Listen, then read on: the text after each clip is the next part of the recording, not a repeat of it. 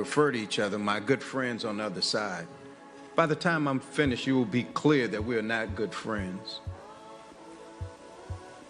As a black male who went to the 5th best public high school in the country, who was a victim of excessive force, who has a black son, who has worries that you all don't.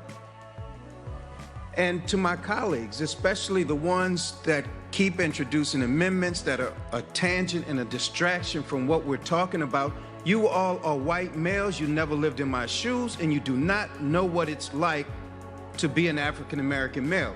And all I'm saying is, if you are opposed to this legislation, let's just have the vote. But please do not come in this committee room and make a mockery of the pain that exists in my community. And it reminds me of the argument about the 1964 Civil Rights Act, or the 65 Voting Rights Act, where 126 people voted against a Civil Rights Act, 85 people against a Voting Rights Act, because they had all these side issues. Either man up and say you don't believe in it, or let's talk about the real issue. And yes, we're not interested in watered down version of this bill. I'm not interested in equality with all deliberate speed. This is a crisis. People are losing their lives. So if we have other things that we want to fix, then fix them in another bill, fix them at another time. But people are dying as we talk.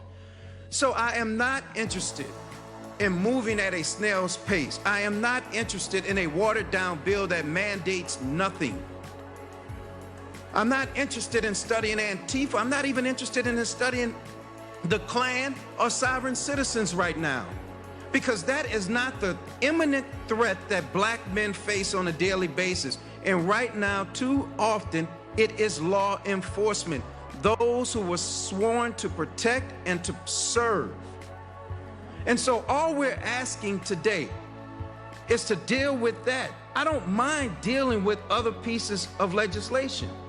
I don't mind dealing with other issues that you all may have. And what I don't want to leave this conversation with, and why I'm speaking now instead of later, is because I don't want you all to leave here saying, well, we didn't know. We didn't know that's how you felt, Cedric. I want it to be crystal clear, and I will give you the benefit of the doubt that it is an unconscious bias that I'm hearing, because at worst it's conscious bias, and that I would hate to assume from any of the people. You don't belong in this development.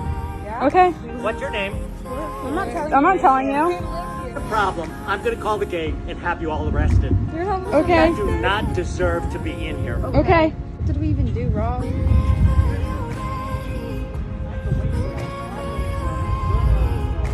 You. Moving for you.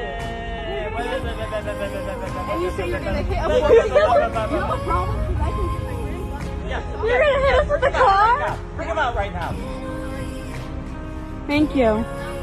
Thanks, you. It is because you're driving illegally.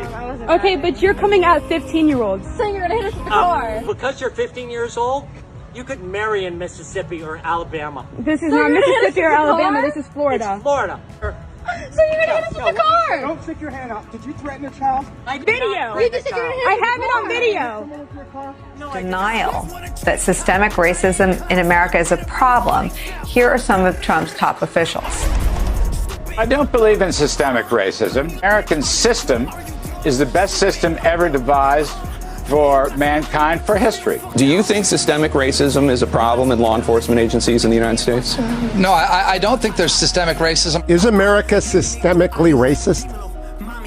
Of course not. You know, I've seen systemic racism growing up. We are so much better than that now. Do you believe there is systemic racism in law enforcement?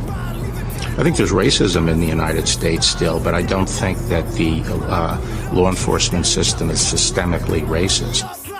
The consistency of messaging there is a rarity for this administration.